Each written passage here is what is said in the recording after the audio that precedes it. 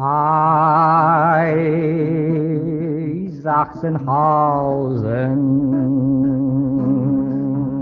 Kolonia Gwarna, Parna, Germania richtig dicker Heil, Sachsenhausen. Birdycie jak bambusik, trupie łebki to kaktusy heil. Es lebe kule door Kampf. Welcome to Descendant Stuff, a podcast by and for the descendants of Sachsenhausen prisoners, working together to uncover the unanswered questions of its history. We are Jakob, Nicole, and Kelsey, three descendants of Sachsenhausen prisoners.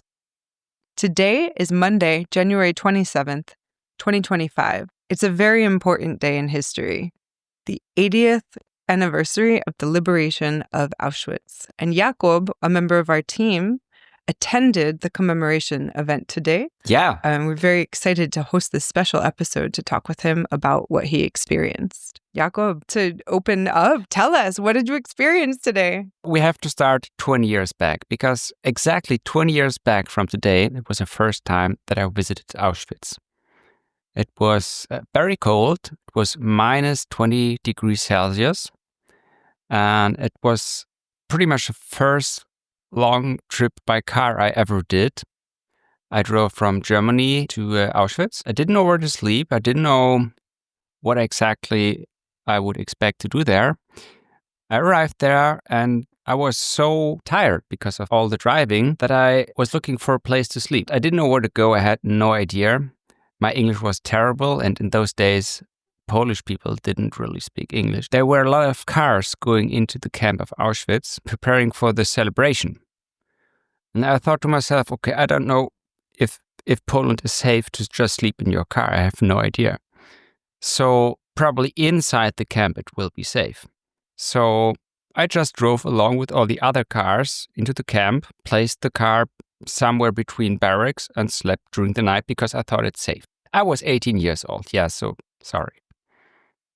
The next day I was kicked out by actually very friendly police officers and came back for the celebration, and a lot of people have been there. And survivors, quite a few survivors. I've seen a lot of those striped, blue-white striped scarves they were wearing. I didn't understand a lot because most was in Polish, but since it was the first time I was in Auschwitz, it made me more curious and made me to come back during the last years once in a while. I thought 20 years ago, oh, this is probably the last time where they will have a big celebration with a lot of survivors. Very good that I've been there. Now, I was hiking the mountains in Poland. I thought to myself, wait a minute, in a couple of days there will be this celebration thing, and 80 years, and probably it's the last time where they will have a celebration with survivors. So maybe I should go there. So that's why I decided to go there. You weren't planning on going there? Nah, not really. A little bit. I also was thinking, I have to catch another train and go east for some more hours, and I can do it also next year. And I wasn't really sure, but as closer the day came, I was thinking about it more and more, and decided, I should go there. In the end, I'm happy that I've made it there. So just a couple of days ago, you decided that you would attend this 80th commemoration, which was held today. And you were able to obtain a ticket for entry, get into the event. And what did you experience there? You said you saw a lot of survivors. What was the program like? What did you hear? I know that you didn't understand everything because a lot of it was in Polish, but from what you could gather, what did you understand? 20 years ago, most was in Polish, and today there was also a lot of Polish stuff. It was a little bit different from the last time. I think the security concerns, they are a little bit higher today. Also 20 years ago they had a lot of police and security, but still it was possible for the non-official guests to be pretty close to the survivors and to all the representatives of all the countries who sent delegations. And I remember Putin was there in 2005. He was still kind of a respectable person as somebody from Russia, and Russia with the Red Army liberating Auschwitz was something special to see him. Yeah, it was possible just to be there pretty close to those guys, and it was outside.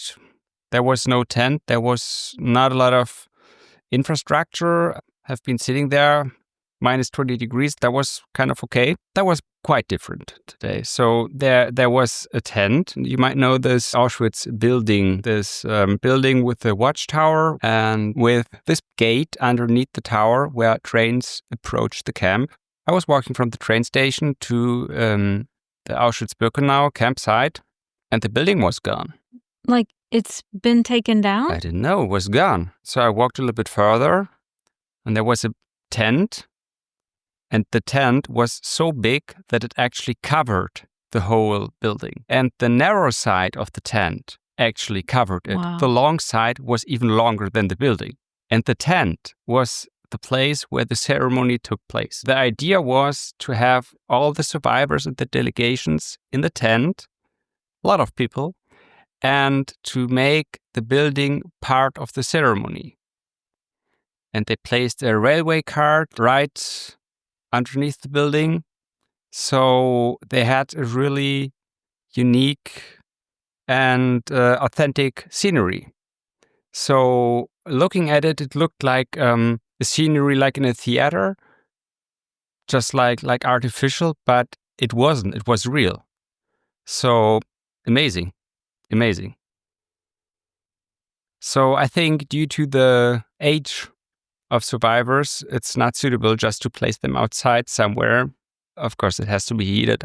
And also, I think with the security, like Volodymyr Zelensky was there, and King Charles, and pretty much everybody. Yeah, delegates from so many different countries. They had this tent for the official guests and the survivors, and for all non-official visitors like me, they had a separate place on the campsite with a huge screen, so we could follow the ceremony, still being on the campsite, but being separated for security issues.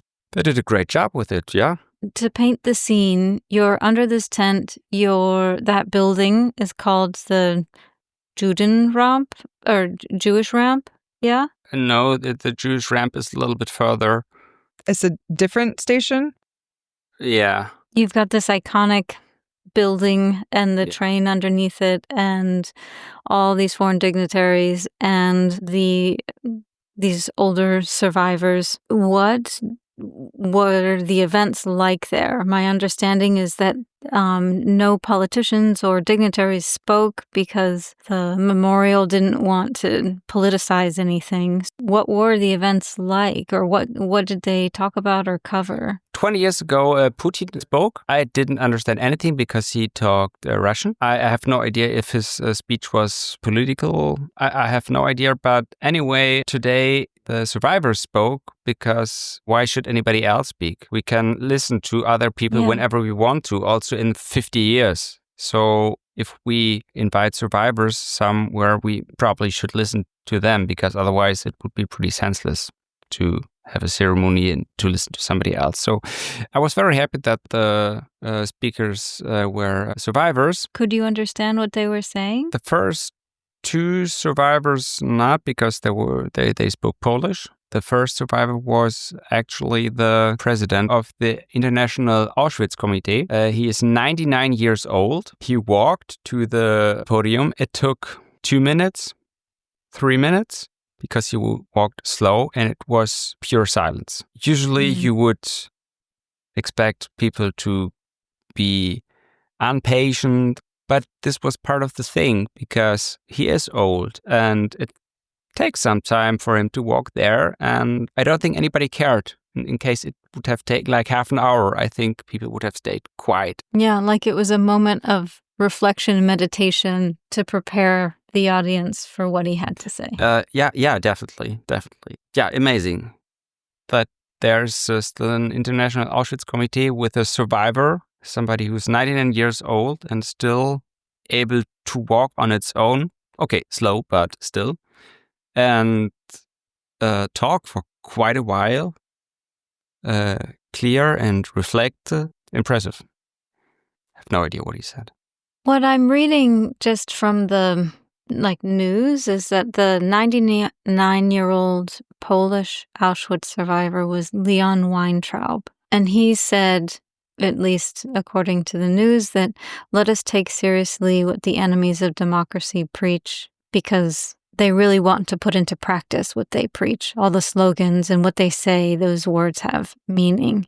There was another lady, she spoke Polish. Janina Iwanska. Then there was a lady, she was speaking English. She was a child in Auschwitz. When the camp was liberated, she was 6.5 years old, quite young, but she said that she had very clear memories. So she was 1 year in the camp. She remembered a situation with her mother. She was standing naked with her mother somewhere to be seen by a doctor. She asked her mother, like, what are they looking for? And her mother replied, they're checking if we are sick. And she said, if we are sick, she pointed to the chimneys. And the little girl, 5.5 years, she said she exactly knew what it meant. She exactly knew what would happen if she would be sick, or if the doctor would declare her as sick.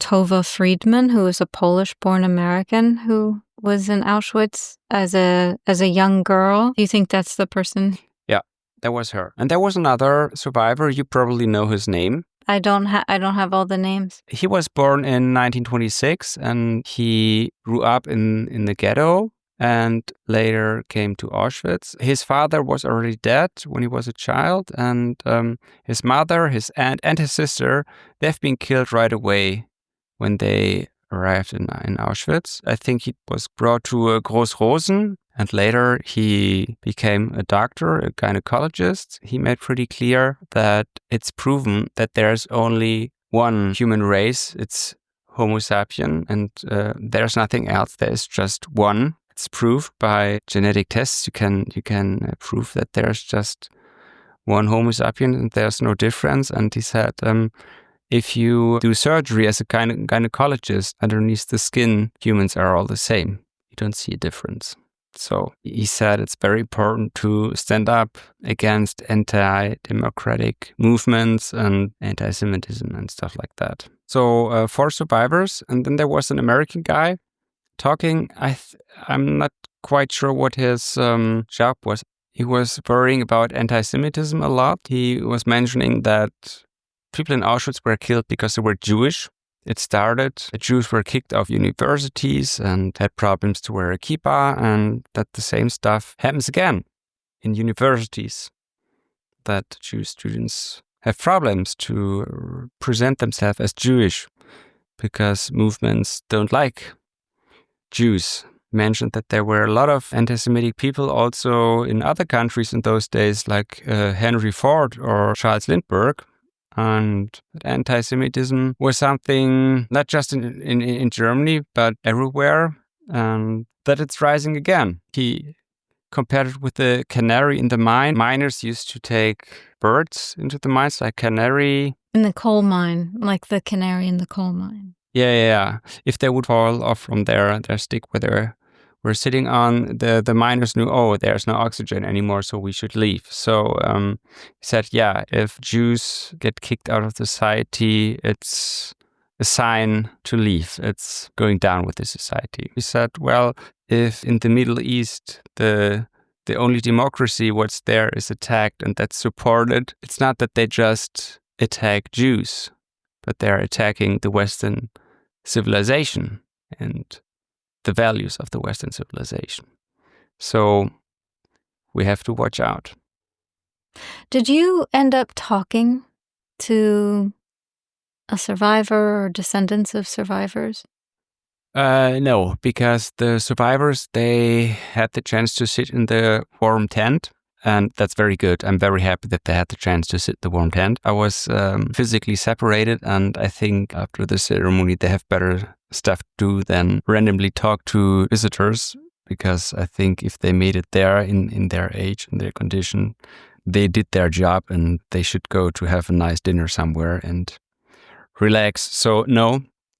And descendants, well, there were some descendants. Actually, some descendants had blue-white triangle scar stuff around their neck with numbers on, and a red triangle and a P. I think it means Polish prisoner.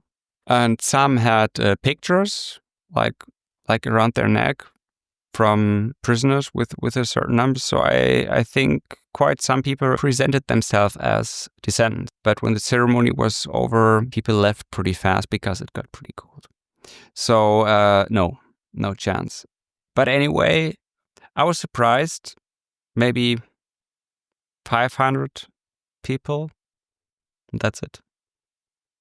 From the non-official guests. Yeah, like the audience was 500 people, around 500 people. The audience of the non-officially invited. Yeah. I remember 20 years ago, it was way more. Oh, I would have no idea. That's really interesting. It was really crowded 20 years ago. About how many would you estimate? People were standing side by side, a couple of thousand.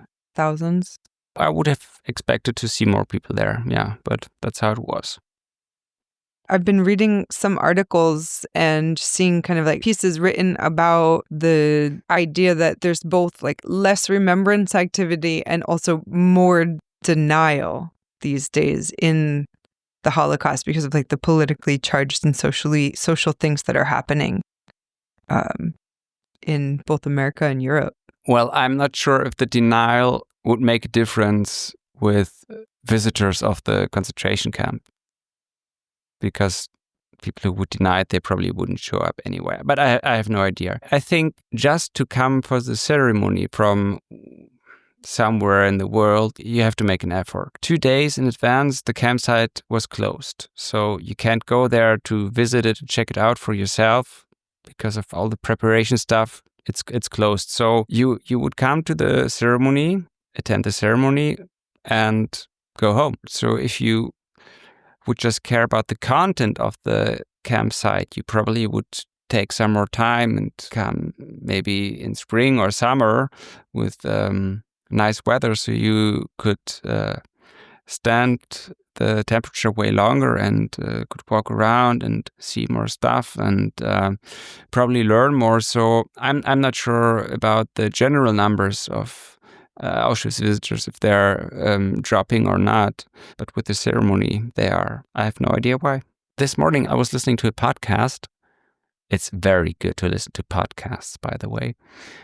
There was a Holocaust survivor. She said that she doesn't like it if people visit Auschwitz. Also herself, she does not go to Auschwitz. She went to schools to talk about it and all kind of stuff, but she never came back to Auschwitz because, said, once in a while the smoke from the chimneys came down, or like particles from the smoke came down like snow.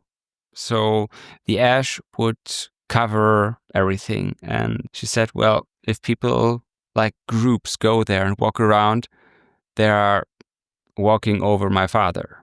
There's something, yeah, it's true. But also not to go there would mean that the camp wouldn't exist anymore somewhere. Because if nobody goes there, it will fall apart and trees will grow. I got her point, definitely, yeah. And I was standing there. They said you were allowed to take drinks along. So I had a can of Coca-Cola, so I drank it, so it was empty, and I was planning to put it in my pocket bag so I could dispose it somewhere. And usually if you have a can of Coca-Cola, there's still a little bit inside, so you don't get all the drops out. So usually if you want to have a clean can, you would shake it so it would be completely empty. So I was thinking, yeah, usually I just shake it and I put it back in my pocket. I was like, no, let's put it in my pocket. Oh, of all the places. No, let's put it in the pocket with Coca-Cola inside. Yeah, whatever. So, yeah. You had sent us, Kelsey and I, a video earlier today. Oh, and it had the survivors arriving, and all I could think, like something that you just mentioned about some survivors like not liking the idea of people returning. I know my grandparents are Holocaust survivors, not Auschwitz specifically, but other camps, and they would never have returned even to the countries that they grew up in once they left. Forget about returning to the places where they were imprisoned. And I was watching that and I really just couldn't imagine what must they have been feeling, thinking, returning to a place where they had been imprisoned, tortured, lost so many people from their families probably, and then they're returning in freedom. Like they are choosing to return. They're actively choosing to return. And I know that many people have reasons to do so, and some of them are different, some of them are the same, amongst each other.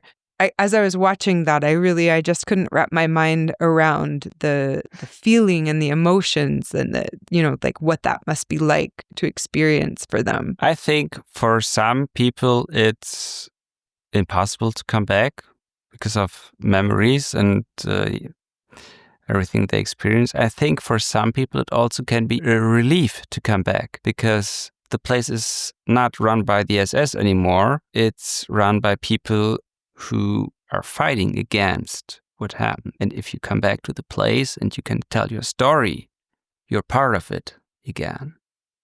And you can keep the memory up. So I think for some survivors, it might just not fit to return. And that's fine. That's totally fine. We can't expect anybody to go there again.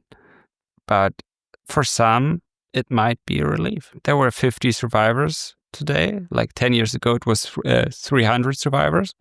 So I'm pretty sure there are still more survivors out there. Probably some couldn't come because of health issues, and probably also some couldn't come because they don't want to come.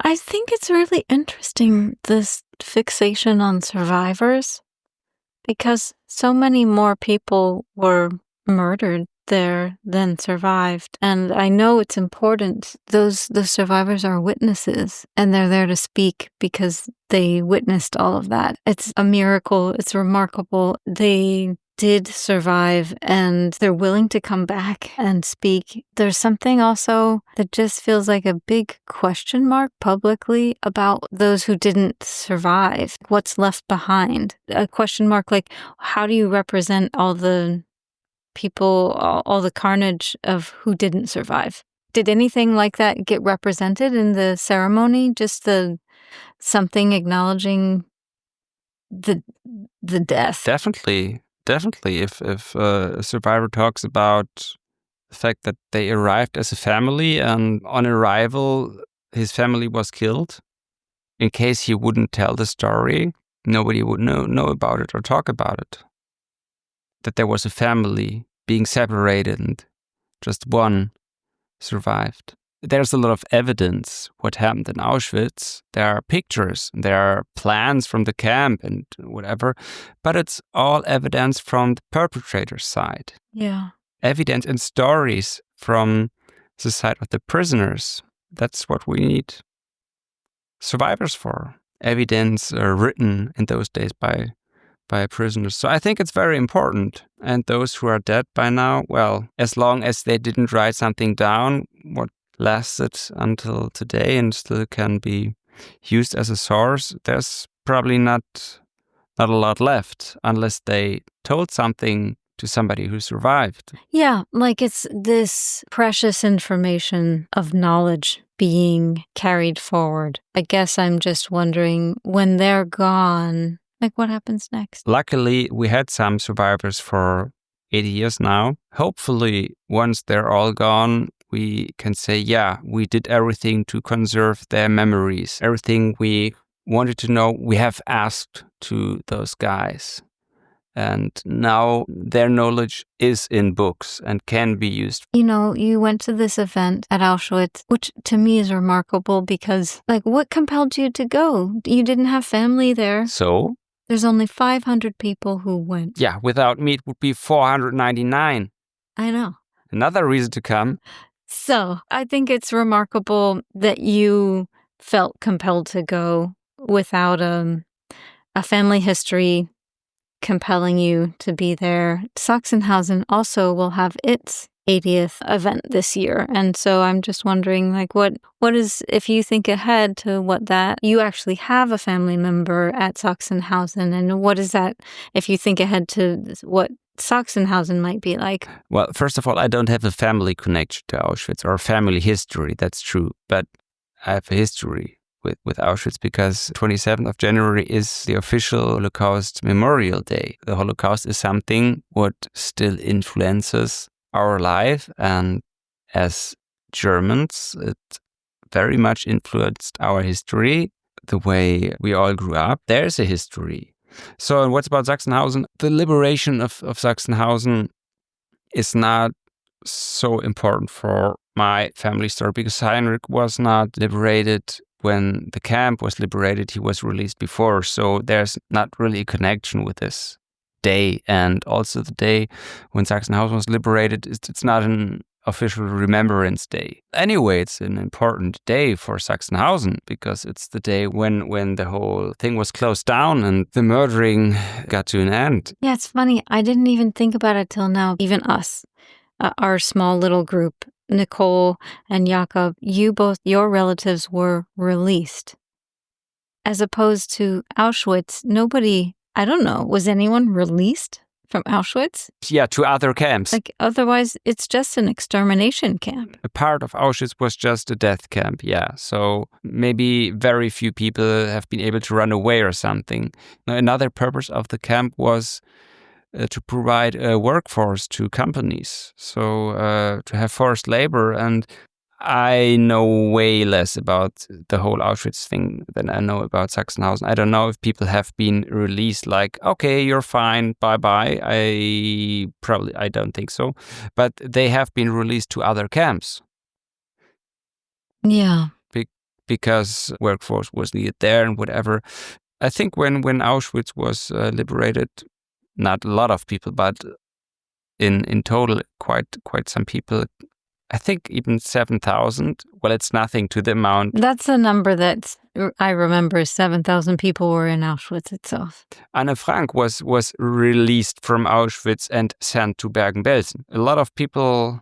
I think also two different periods, right? The pre-war, like we're thinking about this pre-war period in Sachsenhausen and where there were releases versus transfers to somewhere else. A lot more in those earlier days. And then later on, once the war started, the camps turned into, it was different. There was these phases, right? Yeah, everything switched. Everything switched. And I think for us as Americans, like our education and the way that we are taught about the war is from the perspective of the Holocaust. It is from the perspective of the war years, not so much the pre-war years. And a lot of the times now when we're talking about these release of prisoners from Sachsenhausen, it's in the actual pre-war years. Like my ancestor that was the beginning of the war. It was right before the war started, but that was like a moment of, it was done for a reason to put pressure on this group of people to get them to emigrate before the war started, before that war broke out, like, right. But it was also that order was part of, and that idea of Kristallnacht and these pogroms where it intensified so much that it kind of helped to lead into all of that conflict, increasing conflict there. And so I think a lot of times we come into, like, if we're thinking of it as Holocaust Remembrance Day, we're thinking of Auschwitz, we're thinking of the extermination camps, we're thinking of that Holocaust period, the war period, the Shoah, and not the fuller, bigger picture of like these different phases of history. And maybe that's why we don't always make those connections, right? Yes, I agree. A weird byproduct of trying to track down what happened to our individual family members and having to unpick what happened in history in order to understand what happened to our individual people who were lost. And I just capitulate in my mind all the time. I have, this one person who was at Sachsenhausen, but then all of his siblings got eliminated in different ways. So 2 of them were at Auschwitz with their children, and my Max, who was at Sachsenhausen, his son died at Auschwitz, Yeah, and then the record stops. Like there's no there was a transport to Auschwitz. You don't know if they died on the transport, died on arrival, or died in a gas chamber. Yeah, it's this weird thing in your mind where I want to have a scene of what their experience was so that I could commemorate their personal memory, and at the same time I'm learning like just how all the camps operated in order to understand all these minutiae that we're talking about, just so that I could maybe possibly paint a small picture in my mind of what happened to my family so I could preserve them in memory. When are you going to go to Auschwitz? I have no idea. I have never thought seriously about going to Poland. I don't know how many different family members died at Auschwitz. Well, if you're in Berlin, you can take a train to Katowice or Krakow. And from there, it takes an hour to get to Auschwitz. Okay. Nicole. Well, maybe June, but maybe I'm going back to Sachsenhausen in June of this year. I do want to plan a separate trip to Poland, kind of the same type of trip that I took to Germany when I met you two last year, and but to explore and uncover more of my grandfather's history, because he was Polish. So he was also a Holocaust survivor and survived many camps. And so probably when I take that trip would be the most likely time, even though he wasn't at Auschwitz himself. On my grandmother's side, the Düring side, the side where her father, Max, was my ancestor who was in Sachsenhausen, he had siblings and in-laws who perished in Auschwitz. And my grandmother also had a first cousin who survived as well. It makes sense. It definitely makes sense to go. I'm basically all of my great-grandparents were from what is now Poland. Part of that was Germany at the time, and now it's Poland. And so it's like, there's so much of my own family history. It's just a weird thing to that would be the sole purpose of traveling thousands of miles is to go unpack a little bit more of family history. It's, For everybody who's planning to go to Auschwitz, I recommend to not just go there for like half a day because it's too big. Probably makes sense to stay in Krakow or Katowice for like 3 or 4 days, and to maybe go to Auschwitz the first day, and the second day maybe to have a break and go there again on the fourth day to make sure you really have the time. What else is there to do in town? Nothing much. It's an ordinary city, I think about 40,000 inhabitants. It's nothing special or unspecial. Probably there's something. The cities, Krakow and Katowice, they have a lot of stuff to offer.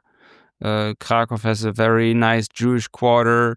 There are museums, very, very nice cities to visit. So there's stuff in the surrounding to do.